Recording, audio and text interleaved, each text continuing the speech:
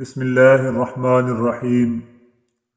جلال الدین رومی رحمۃ اللہ علیہ فرماتے ہیں، چراغ بنو یا زندگی کی کشتی یا سیڑھی، کسی کی روح کو ٹھیک کرنے میں مدد کرو۔ اگر آپ کو زندگی کا راز معلوم ہوتا تو آپ بھی محبت کے سوا کسی اور ساتھی کا انتخاب نہ کرتے۔ جب آپ ایک مشکل دور سے گزرتے ہیں، جب ہر چیز آپ کی مخالفت کرنے لگتی ہے، جب آپ محسوس کرتے ہیں کہ اب ایک منٹ اور برداشت نہیں کر سکتا، تو ہمت نہ ہارو، کیونکہ یہ وہ وقت اور جگہ ہے جہاں راستہ ضرور بدلے گا۔ رات کی طرح بنو جو دوسروں کے عیب چھپانے کے لیے ہوتی ہے، سخاوت کے لیے بہتے پانی کی طرح بنو، غصے کے لیے موت کی طرح بنو، حیا کے لیے زمین کی طرح بنو۔ جیسے تم ہو ویسے ہی دوسروں کے سامنے ظاہر ہو۔ تمہاری ساری پریشانیاں تمہاری خواہش کی وجہ سے ہیں۔ خواہشات چھوڑ دو، تمہیں سکون مل جائے گا۔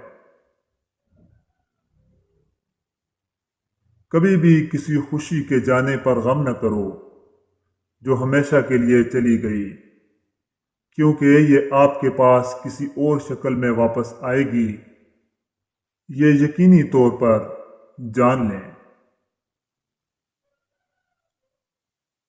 جب کوئی آپ پر تنقید کرتا ہے یا آپ سے اختلاف کرتا ہے تو آپ کے دل میں نفرت کی ایک چھوٹی سی چیونٹی جنم لیتی ہے۔ اگر آپ اس چیونٹی کو ایک دم نہیں مارتے تو وہ سانپ بن سکتا ہے۔